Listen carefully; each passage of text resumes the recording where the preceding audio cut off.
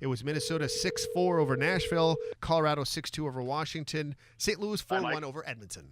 There is Phill Gray, the senior lines manager. Senior. Yeah. And we've been talking very highly of your family here today, just so you know, Phill. Yeah, I was taking a listen. I've had a couple of minutes off this morning. You guys are too kind. Yeah. You know. Actually, I've played golf with Steve Rapp a couple of times, and he's usually straight off the tee. But when he does kind of get a bender, do you know what he yells? What? 399. Is that what he yells? What did he say? I missed that. What did he say? 399. 399. Any action is good action.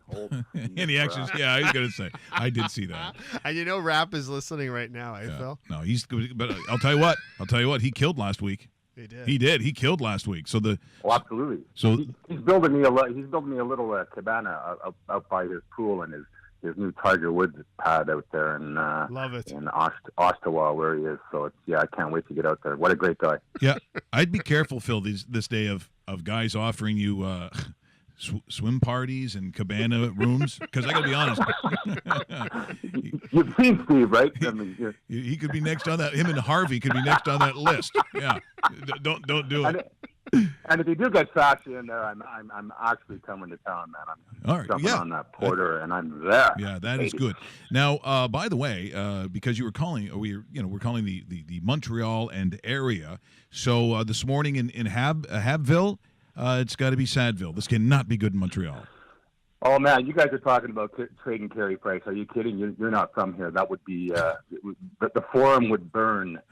It would be Rocket Richard and Clarence Campbell all over. If they moved Carey Price right now at this time, even this season, the populace here would have none of it. I mean, it was a huge thing with the PK Subban trade, but boy, It is kind of fun to watch because, I'm from Toronto. I'm an Leaf fan, so they're kind of acting like Leaf fans now, and it's great to watch them squirm. Now, speaking of squirming, I'm looking at some of these lines. You talked about it being a little messy this Sunday. There's a lot of Sundays, quite honestly, that I'm taking a look at what goes on in the NFL, and it is certainly not easy. But there's a couple of premier games that I think that I'm really looking forward to, and maybe the first one for me is Minnesota and the Los Angeles Rams. It's a 1 o'clock start. But I got to be honest, I'm looking at the total at 46. And to me, Phil, it just looks low. It looks low to me. Well, that's one of the games where, you're talking a minute. The Ram game, for sure. And that's one of the games, where they're coming in on the dog, right? I mean, that's kind of been, the trend this year. We're seeing, I've got 5 games on the board this year where they're coming in on the dog, and they're all over the Rams. I mean, that total it opened at 46, and it's rock solid at 46. Maybe your first half 23 over minus 115 would be a good bet to go under there, but it's rock solid. But I expect that game could maybe even get down to pick by kickoff. Wow, that's interesting. Hey, Phil, that Sunday night, where's the money going right now? I have an idea, but let's get it from you, because Philadelphia opened at -3 about 3 or 4 days ago. Absolutely, and I'm -5, minus 115 right now. I just went there in the last half hour, and on the money line as well. That's going to be one of the few games this weekend that's going to be a real concern. I mean, that's moved a full 1.5. But again, we've seen it time and again this year. I mean, these early moves against the late moves, that could come back down to a field goal by kickoff. I could see a ton of Dallas money coming Sunday night. Well, there's a couple of games that I'm just avoiding. I'm not watching them. I'm certainly not betting on them. When I take a look at Tampa Bay, Miami, the total right now 41.5, and honestly, who's touching that? I have no idea, except maybe even the state of Florida. If they played that game in someone's backyard, they'd close the drapes. I don't know how pretty this game's going to be, but I'm not interested. It's going to be flag football. Yeah, that total dropped a full 2 points. It's down a pick. It'll probably be one of our lower handle games of the week for sure, but I am seeing that is one of the dog games right now that kind of concern for me, that we are seeing a ton of Tampa Bay money. Smoking Jay Cutler, is he playing? I don't know. We'll see.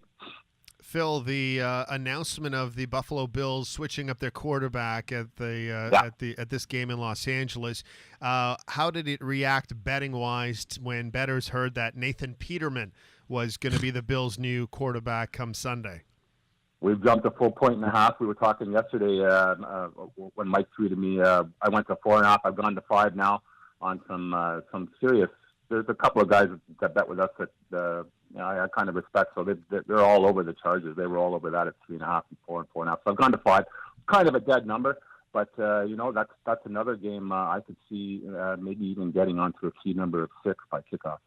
Well, we once again talk about certain numbers, and we know in football the numbers you don't want to cross. So when you take a look at New England, Oakland, neutral game site in the Azteca Stadium in Mexico City, 7.5 is just begging you to take the dog. I would think that there would be some action on the Raiders at once it crosses that line into the 7.5 category. You're looking at like a 9 or a 10 for New England, and again, I would think even publicly, New England's obviously a public team, but there's got to be some favoritism, I think, for Oakland in this game. That's an awesome venue, isn't it? I mean, I remember watching the game last year. It's kind of incredible. But no, I mean, that game, look at that. It's already crossed 6 and 7. And that's kind of been the trend this year with some of the key numbers. There really hasn't been, I wouldn't say for lack of a better word, respect for some of the key numbers. We're moving off them more than we ever have because there's just some lopsided action. And right now, there's 90% of my tickets and 90% of my money are on New England. That's why I've gone to 7.5. I believe I am the only book on the internet right now at 7.5. No, 5 Dimes has 7.5, but they're juicing it heavily, and I'm not juicing it. So George Russick, I'm not cheating. Yeah, no, you are not cheating ever. But you know what? On this show, it's okay with us. Yeah, we're full on cheating on everything and every aspect of life. Full on. Hey, Phill, love you guys, man. Let's look at some Mike's movers right now as far as what games you see kind of moving by Sunday, and maybe there's some value to some of our listeners out there right now that are logging on to sportsinteraction.com and saying, you know what, this number, there's a possibility that it could go here. What would we be looking at when we're talking about Mike's movers? Actually, you know what, David? I'm prepared for you this week because I'm back in the saddle again, baby. And we're going to look at some. Let's look at some NBA totals for tonight. I have some sharp moves for all your listeners that they can jump on. And the totals in NBA are for the books. I mean, I shouldn't tell us. I'm putting my job in jeopardy again. They're tough for us because we got some people that get on the right side of them. So I'm going to give your listeners the right side. Look at the Detroit-Indiana game tonight. It's at 210. I expect that to probably move a full point. Miami and Washington, it's at 207.5. I would expect that's probably going to get to 208.5. So anybody that wants to bet the overs, you get these now. Your Raptors, 216. That should probably get to 217, maybe even 218 by tip off. And Oklahoma City, San Antonio, 198. That I would expect that's going to move probably a full point and a 1.5. And I'm going to give you one under. We had some sharp action on Minnie and Dallas. It came in at 212.5 and under, so I would expect that could move down a full point as well. Well, the one thing with the Mavericks is they're not big on scoring, and that helps that. And of course, when you take a look at Minnesota, who I fully expect to see in the playoffs, they have held 2 or 3 teams under 100 points the last 3 games. So, or at least 2 going into the third game, trying to keep teams under 100. So you're right. If I'm looking for an under, that's probably got some severe value. We're right in the middle of college basketball season, which I can't wait for it to end in February. So we'll keep giving you some totals, some college totals as well next time I'm on. Don't worry, you need college basketball, you're in the right place. You come to me. In fact, I even started. People are like, college basketball? Is there college? Doesn't that start in March? No. Oh, I just look at you, Mike, and you got NCAA men's written all over. Love it. I can tell you every team in every weirdo division, schools that you're not sure if they exist or not. I can tell you because I play on it. I'm always excited for college ball, and it is underway. And a couple of nights ago, they had of the top 7 teams in the nation. They were all playing each other, which almost never happens in non-conference. So I'll be looking forward to that. And of course, on Sports Interaction, you will have a ton of college ball leading all the way up right to March Madness.